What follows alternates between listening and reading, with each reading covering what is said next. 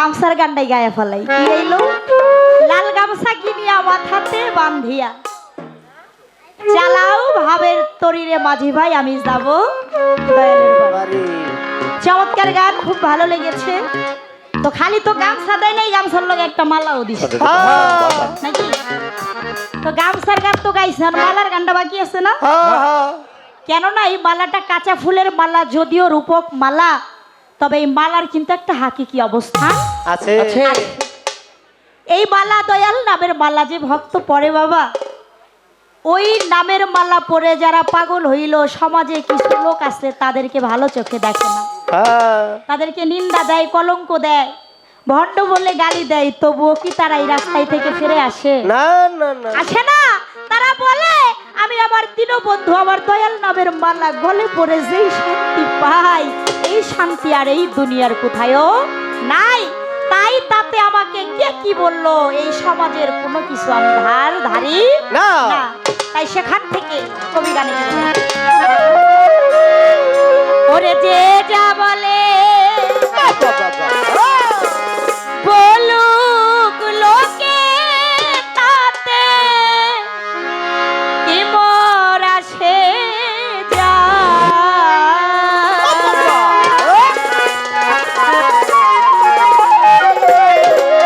আমার মনাইসা বাবা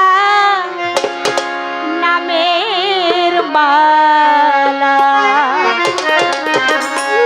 ও মালা পইরাছি আমার গলা, ওরে যে যা বলে লোকে তাতে কি মোর আসে যায়।